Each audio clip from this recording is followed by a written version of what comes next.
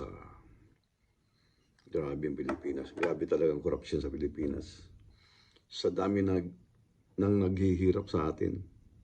Biro mo itong pamilya Diskaya, no? Grabe palang kumpanya nito. Dami. Biro mo bumili lang ng Bentley kasi nagustuhan yung payong. Sa dami sa ating kapwa Pilipino na walang masisilungan, walang makakain yung iba. Biro mo bumili lang ng Bentley kasi nagustuhan yung payong. Grabing korupsyon sa atin talaga. Sana walang mahirap na Pilipino kung walang korap sa atin. Tingnan nyo itong video na to. Inimbestigahan ni Senator Jengo Estrada si Sara Diskaya. Tingnan nyo, bumili lang ng payong. Bumili lang ng Bentley kasi nagustuhan yung payong. Grabe, grabe. Tingnan nyo. Madam Diskaya, saan nyo ba kinukuha yung mga coaching imported, mga luxury cars?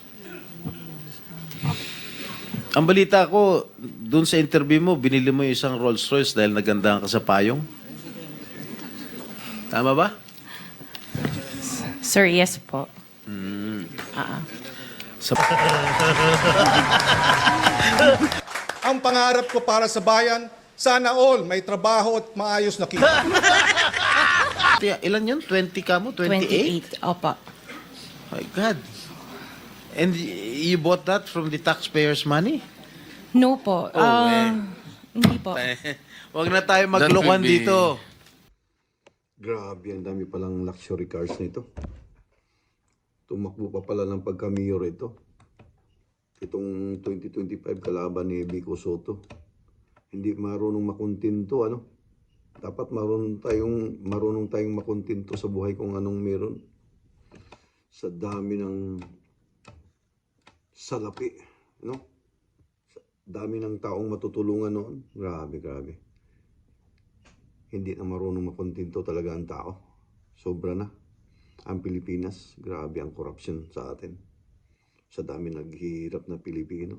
Grabe, sobra. Itong video na to, tingnan natin. Ano po nangyari dito? Ito po, ano permit na to?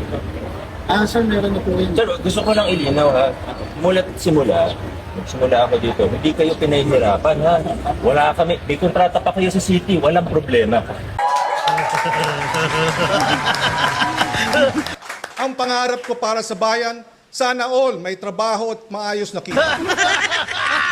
Walang problema. Pag nag-debate kayo sa city, walang problema. Kayo manalo, go, walang problema. Hindi kayo hinaharas, hindi kayo pinahihirapan. Pero, nagtataka ako sa inyo. Kasi, di ba AAA kayo? Quad A, o hindi lang pala AAA. Quadruple A pala kayo. Nasa gitna sila ng mas malaking kontrobersya matapos silang pangalanan sa investigasyon ng Senate Blue Ribbon Committee kaugnay ng umano'y irregularidad sa pamamahagi ng flood control projects. 6 stories ba yan? 7? 5 lang po. Oh, pero yung permit ko Yung ano 4. sir, for ina-apply na namin yung So walang permit yung fifth floor niyan. Oh, malinaw ha, sinasabi niya walang permit yung fifth floor. In-applyan nila 4 floors. Itong building pa lang po ito, hindi pa kasama itong mga to. Bakit ganun ang nangyari?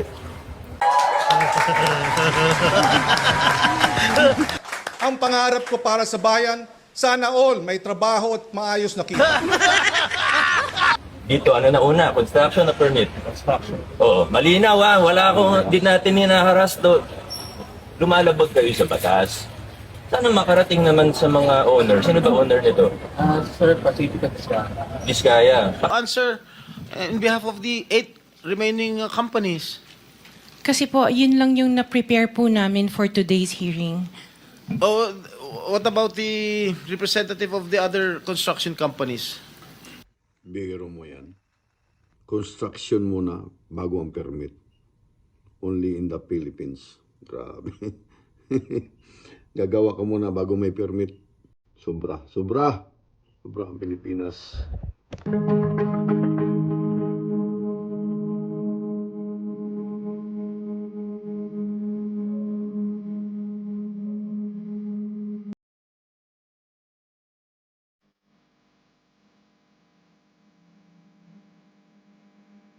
Grabe ang swapang ng taong ito, ano. Siyam yung kumpanya niya. Naglalaban sa mga bidding di sa kanya din mapunta. Sobrang dami ng kotse, luxury cars. Grabe, ang dami. Sa dami ng nagugutom sa atin, naghihirap. Mga batang walang masisilungan.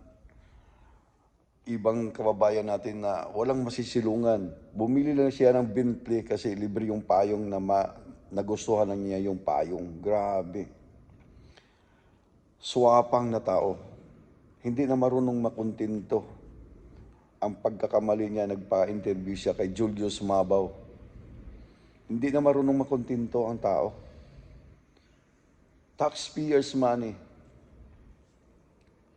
Oras na, mga kababayan, na magising tayo. Grabe ang Pilipinas. Ako nga, 40 years na ako nagtatrabaho sa Amerika. Kahit isang luxury cars, wala ako. Meron ako Honda, pero pinang-yuyober ko. Nagdo-double job ako, pero hindi ko maabot yung makabili ng Bentley. Mamamatay na siguro ako, hindi ko maabot yun. 40 years na ako rito sa Amerika, pero kontento ako sa kung anong meron ako. Marunong tayo makontento. Ano sa palagay niyo? Hanggang dito na lang. Ako sa TV, signing out, nag-iwan ng katagang, it's not how much you give, but how much love we put into giving, and for that, to God be the glory. Marunong po tayong makontento. Ingat po kayong lahat. Ano sa palagay niyo? Comment down below. Salamat po. Ingat po kayong lahat. God bless. Hanggang dito na lang mga kapusa. Subscribe ka pag hindi okay lang. Like and share.